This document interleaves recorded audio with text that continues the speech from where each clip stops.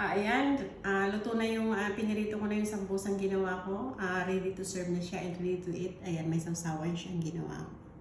هاي روز. Hi, madam. How are you? Fine, madam. الحمد لله. اليوم روز بتسوي معكم سمبوسة بالدجاج. يلا روز. Hello mga kabayan. Ngayon magagawa ako ng sambusa chicken. Ayan, ready ko itong isang tray ng giniling na chicken. At ito, nag-ready rin ako ng dalawang onion. Hiniwa ko siya ng maliliit. At nag-shade ako ng carrots. At niready ko din dalawang tali ng coriander leaves fresh. At niready ko na rin itong wrapper. Ayan. At nag-ready ako ng salt at muharap. وشبت ما قلت روز. At naghiwa rin ako ng konting shabat para i-mix ko dito sa ingredients. Sa ng konting oil. Bibisa ko siya hanggang matanggal yung water.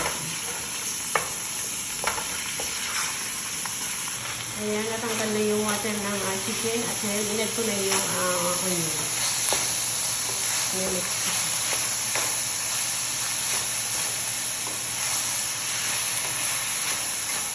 I-add ko na yung salt at maharat para madaling lumambot yung onion at mabango yung amoy niya.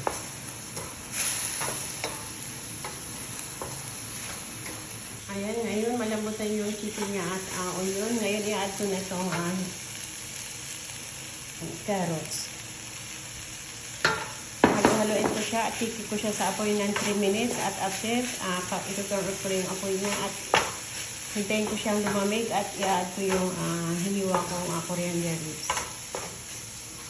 Ayan, after 3 minutes, turn off ko na yung apoy niya at palalamigin ko siya at kapag malamig na, i-add ko na yung coriander leaves at shallot. Malamig na, i-add ko na itong coriander leaves at itong shallot.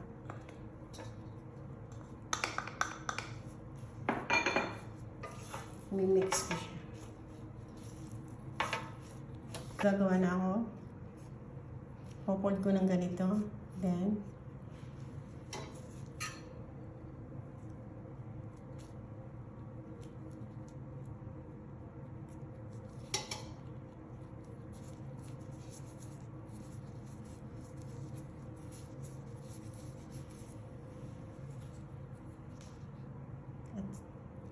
lalagyan ko siya ng ganito para dikit siya.